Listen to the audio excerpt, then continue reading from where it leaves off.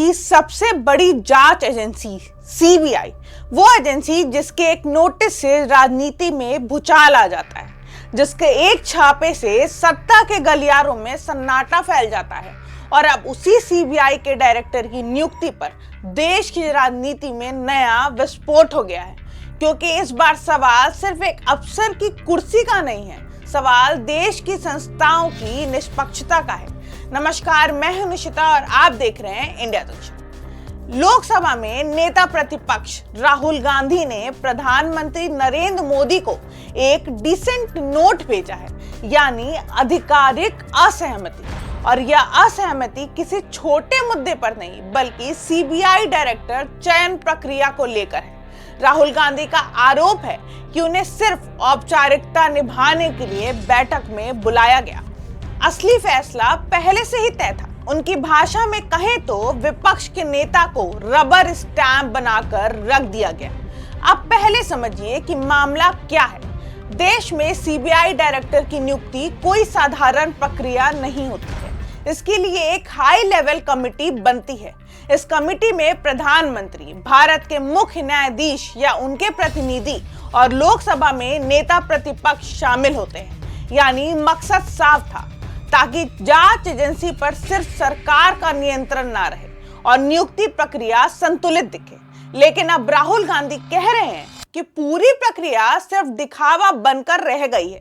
सूत्रों के मुताबिक राहुल गांधी ने अपने डिसेंट नोट में लिखा कि जिन अधिकारियों के नाम पर विचार किया गया, उनके बारे में पर्याप्त जानकारी साझा नहीं की गई। कई अहम दस्तावेज समय पर उपलब्ध नहीं कराए गए और सबसे बड़ा आरोप, विपक्ष की राय को गंभीरता से सुना ही नहीं गया। यानी बैठक हुई, चर्चा हुई, लेकिन फैसला वही हुआ जो पहले से तय था। अब सवाल है, अगर देश की सबसे बड़ी जांच एजेंसी के प्रमुख की नियुक्ति पर ही पारदर्शिता पर सवाल उठने लगे, तो फिर जनता भरोसा किस पर करे? क्योंकि विपक्ष लगातार आरोप लगाता रहा है कि सीबीआई और ईडी जैसी एजेंसियों का इस्तेमाल राजनीतिक हथियार की तरह किया जा रहा है। विपक्ष का दावा है कि जो नेता सरकार के खिलाफ बोलता है, उसके घर एजेंसी पहुंच जाती है। और अब राहुल गांधी का यह डिसेंट नोट उसी बहस को फिर से जिंदा कर रहा है। लेकिन बीजेपी पलटवार कर रही है। सरकार का कहना है कि पूरी प्रक्रिया सुप्रीम कोर्ट के दिशा निर्देशों के मुताबिक हुई है। बीजेपी नेताओं का आरोप है कि राहुल गांधी हर संवैधानिक प्रक्रिया को विवाद बनाना चाहते हैं, क्योंकि कांग्रेस एजेंसियों की कार्रवाई से परेशान है। सरकार यह भी कह रही है कि अगर विपक्ष की हर बात मानी जाए तभी प्रक्रिया निष्पक्ष कहलाएगी। तो यह लोकतंत्र नहीं, दबाव की राजनीति होगी। लेकिन इस पूरे विवाद का सबसे बड़ा और सबसे खतरनाक पहलू कुछ और है, देश की संस्थाओं पर भरोसा। क्योंकि लोकतंत्र सिर्फ चुनाव से नहीं चलता, संस्थाओं के विश्वसनीयता से चलता है। अदालत, चुनाव आयोग, जांच एजेंसियां, यही लोकतंत्र की रीढ़ होती है। और अगर विपक्ष खुले मन से कहने लगे कि उसे सिर्फ रबर स्टैंप बनाकर रख गया है, तो सवाल सिर्फ राजनीति का नहीं रहता, सवाल सिस्टम पर भरोसे का बन जाता है।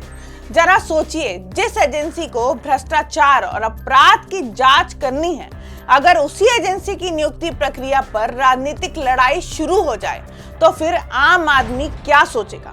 क्या जांच सच में निष्पक्ष होगी? क्या कार्रवाई सिर्फ कानून के आधार पर होगी, या फिर सत्ता और राजनीति का असर दिखाई देगा? यही वजह है कि राहुल गांधी का यह डिसेंट नोट अब सिर्फ एक पत्र नहीं रहा, यह सत्ता बनाम विपक्ष की नई जंग का दस्तावेज बन चुका है।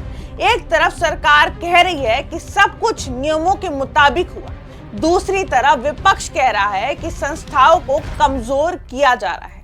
और अब देश देख रहा है कि यह लड़ाई सिर्फ बयानबाजी तक सीमित रहती है, या फिर आने वाले समय में सीबीआई की हर बड़ी कार्रवाई पर राजनीतिक सवाल और ज्यादा तेज हो जाते हैं।